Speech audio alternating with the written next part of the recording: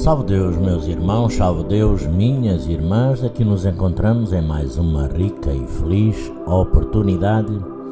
Agradecer a Deus Pai Todo-Poderoso, à Virgem Santíssima, ao mundo espiritual, ao grande Simiromba Seta Branca, nosso Pai, Mãe Yara, Águila 4i108, aos nossos abnegados mensageiros, espíritos de luz, de amor, pretos velhos, pretas velhas, princesas doutrinárias, cavaleiros, ministros e guias missionários, e todos os outros espíritos que nos protegem a toda hora, a todo instante, para nossa proteção e equilíbrio neste plano físico, por conta das nossas tristezas, angústias e desarmonias. E desta vez, para fazer aqui uma introdução a um tema de meditação, irei fazer este vídeo, de seguida irei fazer outro sobre a meditação, explicar um pouco o que é a meditação, do qual isto serve mesmo um guia.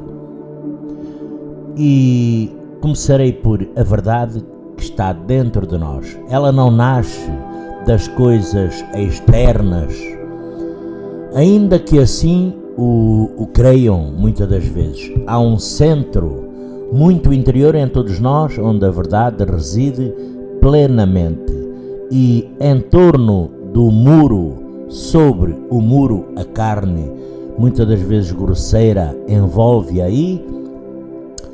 Conhecer consiste mais em abrir um caminho por onde o prisioneiro esplendoroso possa escapar, o nosso espírito, a nossa mente, do que muitas das vezes efetuar uma entrada para uma luz supostamente do lado de fora. Daqui tem três espécies de homens que vêm de Deus. Os primeiros vêm-no pela fé, não o conhecem, mais do que podem parcialmente discernir. O segundo contempla Deus à luz da graça, mas somente como uma resposta às suas aspirações, como o que lhes dá, por exemplo, a doçura, a devoção, a intimidade e outras coisas semelhantes. A terceira espécie vê Deus na luz divina. É esta luz que o nosso processo de meditação revela e com o qual aprendemos todos a trabalhar. E aqui, para os principiantes, irei tecer alguns comentários do interesse. O interesse suscitado muitas das vezes atualmente pelo tema da meditação evidencia uma necessidade mundial que é necessário compreender claramente quando encontramos uma tendência popular para uma direção particular e constante. Pode-se assumir com segurança que dela surgirá aquilo que a raça humana precisa em sua marcha evolutiva para diante, que a meditação seja considerada como um modo de orar, pelos que dão definições muitas das vezes irresponsáveis. É desgraçadamente verdade, mas pode-se demonstrar que na compreensão exata do processo da meditação e na sua justa adaptação às necessidades da civilização moderna, encontrar-se-ão a solução do impasse atual da educação e o método pelo qual deverá ser comprovada a existência da alma, porque esta coisa viva a que chamamos alma, por falta de um melhor termo. Houve, no decorrer dos tempos, uma constante progressão da consciência humana em evolução, um contínuo crescimento da compreensão da natureza, do mundo no qual o homem vive, e a cada vez maior alcance do todo, e hoje O mundo inteiro está ligado pelos meios de comunicação. O homem é omnipresente e a mente é o fator principal na realização deste aparente milagre. Desta forma, adquirimos uma compreensão das leis que governam o mundo natural e de algumas das que regem o psíquico. As leis do reino chamado espiritual permanecem por serem descobertas e atualizadas cientificamente. São conhecidas de um pequeno número de seres que a respeito delas falaram à humanidade. Entre esses poucos, que figuram como os conhecedores eminentes, encontra-se Buda, o Mestre Jesus, Platão, Aristóteles, Pitágoras. A lista é bem longa. Então, façamos a pertinente pergunta: não será possível que centenas de seres estejam agora no ponto em que podem coordenar o cérebro, a mente e a alma? É assim, cruzar o portal da percepção mental e penetrar no reino da luz, da percepção intuitiva, até o mundo das causas. Os conhecedores dizem-nos que podemos e, muitas das vezes, indicam-nos o caminho.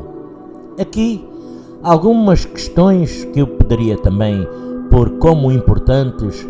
Quais são os objetivos da meditação, por exemplo? O propósito da meditação é o contacto com a alma e, finalmente, a união com a alma. Todo o seu objetivo é, portanto, tornar o homem capaz de manifestar externamente o que está na sua realidade interior e de identificar-se com o seu aspecto alma, e não simplesmente com as suas características inferiores. Pela meditação são desenvolvidos os poderes da alma. Cada um dos veículos pelos quais a alma se exprime possui no estado latente certas forças inerentes, mas, afinal, a alma, que é a fonte de todas elas, os possui sob a forma mais pura e mais sublimada. Estes poderes desenvolvem-se normalmente e naturalmente, não porque sejam desejados ou inconscientemente desenvolvidos, mas porque, ao mesmo tempo que o Deus interno assume o controle dos nossos corpos e os domina, os seus poderes tornam-se aparentes no plano físico e, desta forma, as potencialidades manifestam-se então como realidades conhecidas. O testemunho dos místicos, o testemunho dos iniciados de todos os tempos, pode muitas das vezes corroborá-los o facto de que outros tenham atingido o fim. Pode encorajar-nos a interessar-nos, mas não faz mal, a não ser que tomemos alguma atitude afetiva, porque este processo para o desenvolvimento da consciência raciocinadora deve ser auto-aplicada e auto-iniciada. Isto, desta forma, implica o desenvolvimento mental numa síntese ou senso comum e o governo do nosso emprego em relação ao mundo da vida terrestre, das emoções e do pensamento. Envolve também a nossa origem, a nossa orientação, a vontade para o mundo da alma e a sua capacidade de agir como intermediário entre a alma e o cérebro. O físico foi a primeira relação.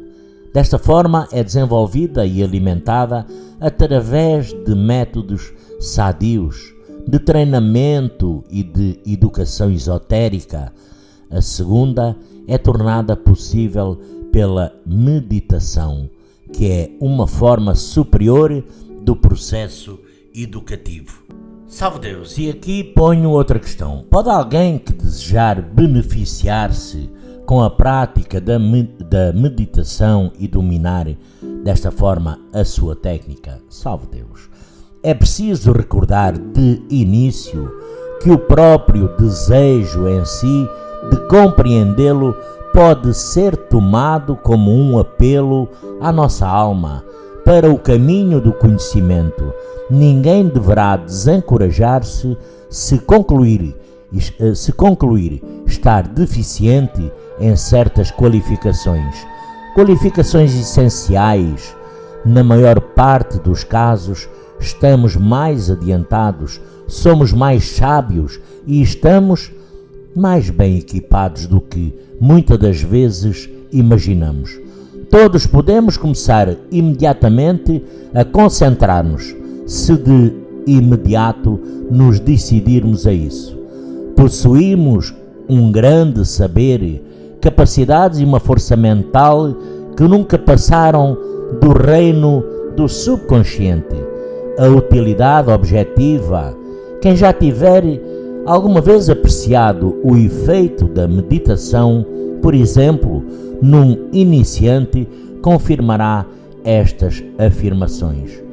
Os resultados do primeiro passo na disciplina da meditação, isto é, da concentração, são a miúde surpreendentes, porque as pessoas reencontram-se, descobrem dons ocultos e uma compreensão nunca aplicados antes, ganham uma consciência mesmo do mundo fenomenal num grau para elas miraculoso. Verificam repentinamente a existência da mente, a possibilidade de utilizá-la e a distinção entre o conhecedor e o instrumento do conhecimento torna-se-lhes estável e reveladoramente cada vez mais autêntica. Ao mesmo tempo, registra-se uma sensação de perda.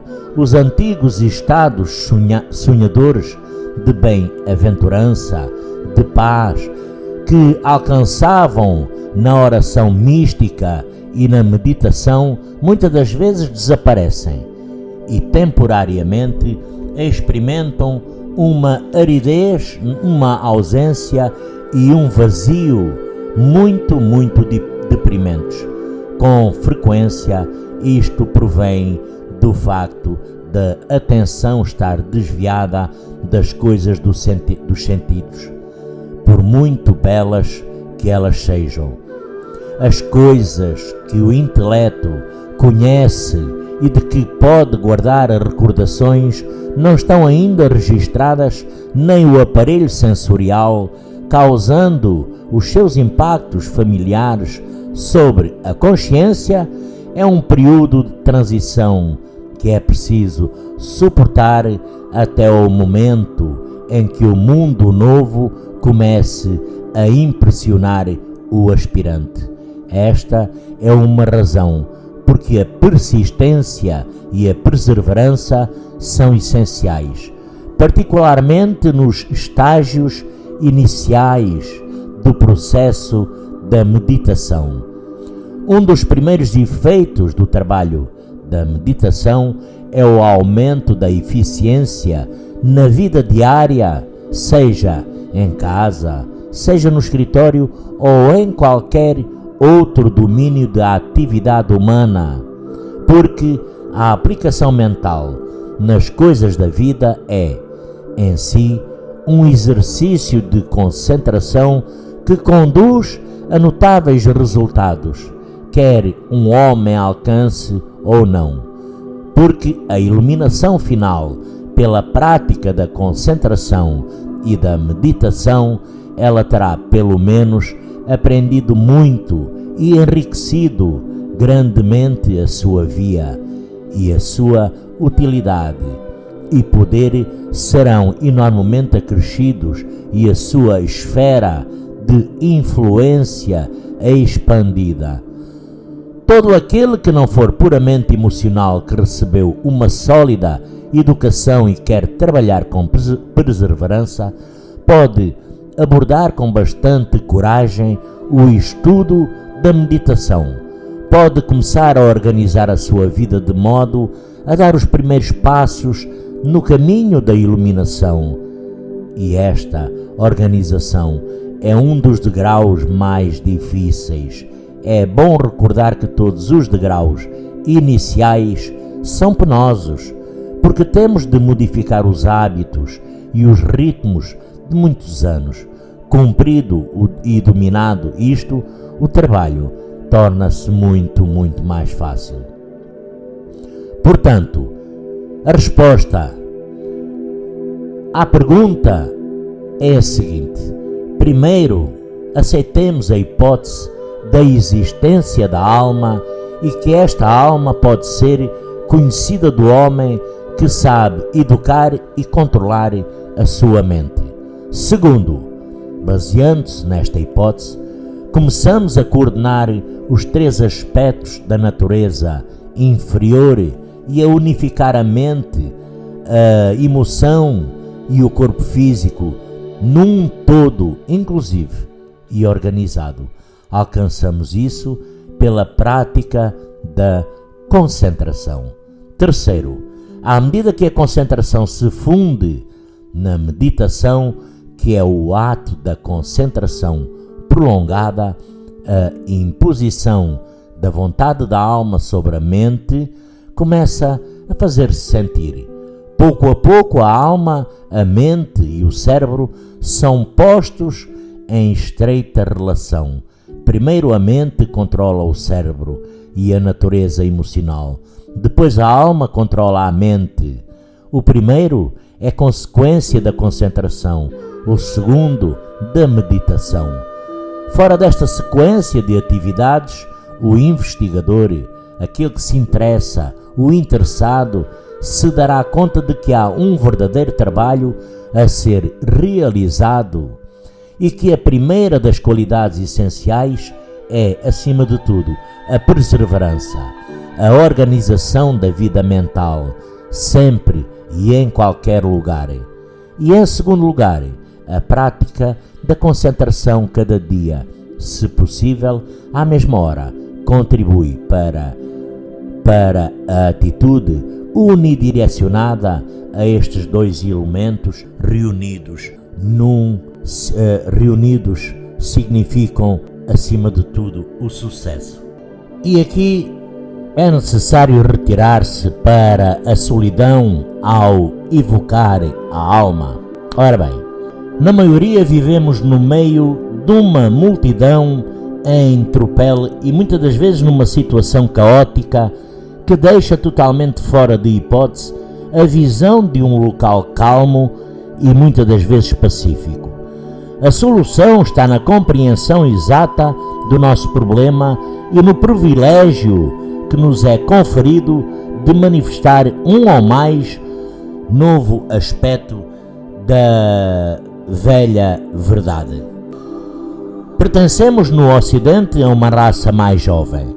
No Velho Oriente, alguns pioneiros, aventureiros, procuraram a reclusão e determinaram para nós as oportunidades, bem como nos salvaguardaram algumas das regras. Retiveram para nós em segurança a técnica até que as grandes massas dos homens estivessem prontas para avançar em grupos e não mais um ou dois de cada vez. Este tempo chegou agora. Na tensão e agitação da vida moderna, os homens e mulheres podem e por certo descobrem o centro de paz em seu próprio íntimo e conseguem realmente penetrar naquele estado de concentração positiva e silenciosa que lhes permite alcançar o mesmo objetivo, obter o mesmo conhecimento e entrar na mesma luz, como outrora testemunharam grandes seres da humanidade. O lugar retirado para o qual um homem se retira, ele descobre estar dentro dele mesmo. O lugar silencioso onde tomamos conta com a vida da alma é aquele ponto no interior da cabeça onde a alma e o corpo se encontram. O homem que pode treinar-se para ficar suficientemente unidirecionado pode, a qualquer momento e em qualquer lugar, retirar o seu pensamento para um centro no interior da cabeça, onde é conduzido o grande trabalho de unificação. A verdadeira concentração decorre de uma vida governada pelo pensamento e para o aspirante. O primeiro passo consiste em começar a organizar a sua vida cotidiana, em regular as suas atividades e em tornar-se mais focalizado e unidirecionado na sua maneira de viver. Isto só é possível para todos os que se ocuparem o suficiente para fazer o esforço necessário e mantê-lo com perseverança. Quando podemos organizar e reorganizar a nossa vida, abandonando as atividades não essenciais, provamos o nosso ardor e a fortaleza do nosso desejo. Ver-se-á que é impossível qualquer negligência no dever para o homem unidirecionado. Os seus deveres para com a família, os amigos, os negócios ou o trabalho serão mais perfeita e eficientemente cúmplices. E desta forma temos a mecânica do processo de meditação. A hipótese em que se apoia a mais nova escola, inclusive no domínio da educação, podem ser expressas pelas seguintes proposições. Primeiro, o centro de energia pelo qual a alma age acha-se no cérebro superior.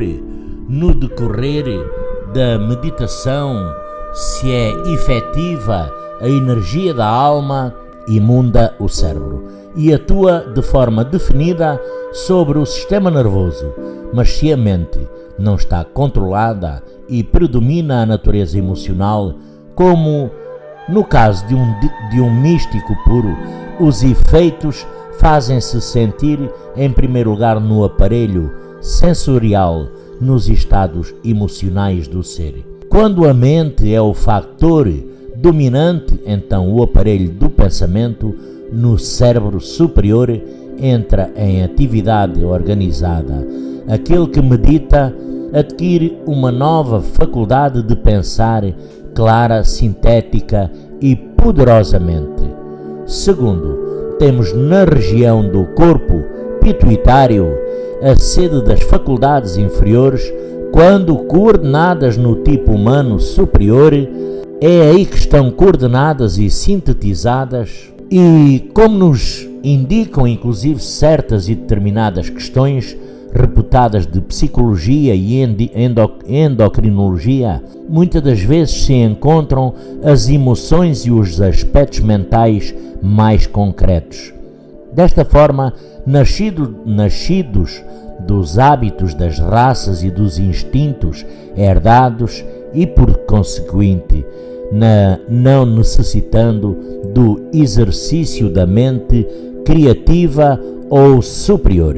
Terceiro, quando a personalidade, que é a soma total dos estados mental, emocional e físico, é de ordem elevada, então o corpo pituitário ele funciona como uma eficácia aumentada e a vibração do centro de energia situado na sua vizinhança torna-se extremamente potente.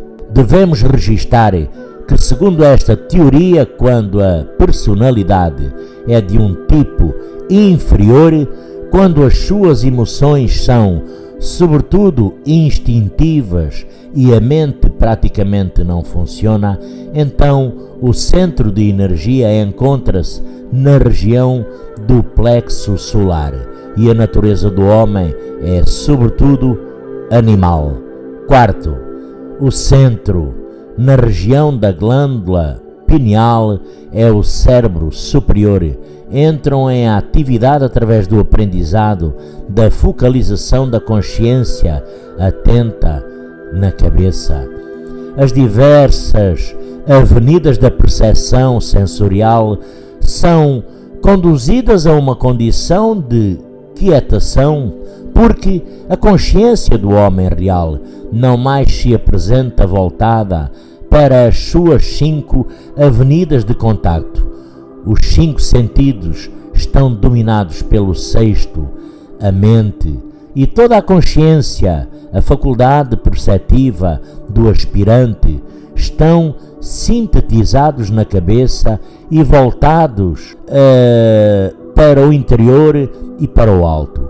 A natureza psíquica está desse modo subjugada a um plano mental, torna-se o campo da atividade humana. Este processo de retirada ou de abstração comporta-se por etapas. A retirada da consciência física ou da percepção pela audição, o tato, a visão, o paladar, o olfato, estes modos de percepção tornam-se temporariamente adormecidos. A percepção torna-se simplesmente mental e a consciência cerebral é a única coisa ativa no plano físico. B. A retirada da consciência para a região da glândula pineal, de tal modo que a ponto da conscientização do homem fique bem centralizado na região entre o meio da fonte e a glândula pineal. 5. Estando isto realizado e tendo o futuro ou o aspirante adquirido a capacidade de se concentrar na cabeça, o resultado deste processo de abstração poderá ser o seguinte, da seguinte forma: os 5 sentidos encontram-se firmemente sintetizados pelo 6º sentido, que é a mente. Este é o fator da coordenação. Mais tarde, compreende-se que a alma tem uma função análoga. A personalidade tripla é assim levada a uma linha de comunicação direta com a alma e, por conseguinte, com o tempo, o homem perde a consciência das limitações da natureza corporal e o cérebro pode ser, por intermédio da mente, diretamente impressionado pela alma. A consciência cerebral é mantida numa condição de expectativa positiva, com todas as suas reações ao mundo fenomenal totalmente suspensas, se bem que de modo temporário. Salve Deus, tá? Desta forma, a personalidade altamente desenvolvida intelectualmente, em que o foco da atenção está na região do corpo pituitário, começa a vibrar em uníssono com o centro superior na vizinhança da glândula pineal. Então se estabelece um campo magnético entre o aspecto positivo da alma e a personalidade expectante, tomada receptiva pelo processo da focalização da atenção. Então é-nos dito: irrompe a luz e encontramos-nos em presença do homem iluminado e do aparecimento da luz na cabeça. Salve Deus! Tudo isto resulta de uma vida disciplinada e da concentração da consciência na cabeça. Isto, por seu turno, é realizado à custa do esforço da concentração na vida cotidiana e também através de exercícios de concentração definidos. Estes são seguidos pelos esforços da meditação e mais tarde, muito mais tarde, faz-se sentir o poder da contemplação. Esta é uma breve exposição necessária que faz falta e isso reforça a incompleta do mecanismo do processo, porque estas ideias, não obstante, deverão ser aceitas experimentalmente antes de poder haver uma inteligente prática da meditação. Com esta hipótese formulada e temporariamente aceite, vamos prosseguir o trabalho até prova de erro ou até o momento em que a nossa atenção se disperse, porque uma hipótese não é necessariamente falsa porque não se demonstre no tempo que julguemos conveniente. Frequentemente, pessoas comunicam, pessoas renunciam ao propósito de prosseguir nas suas buscas neste campo do conhecimento por falta da necessária perseverança ou porque o seu interesse se deslocou para algures. Contudo, estamos resolvidos a seguir em frente nas nossas investidas, dando às antigas técnicas e fórmulas tempo para se demonstrarem.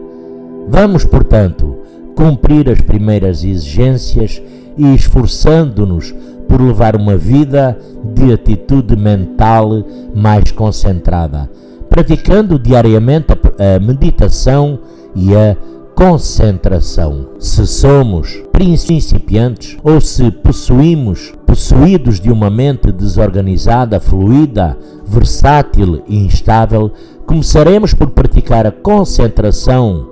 Se temos intelectos treinados ou se possuímos a atenção concentrada que a prática dos afazeres desenvolve, será suficiente reorientar a mente para um novo campo de consciência e começar verdadeiramente a meditar. É fácil ensinar a meditação ao executivo de negócios interessado, porque todos somos interessados. Salve Deus e graças a Deus.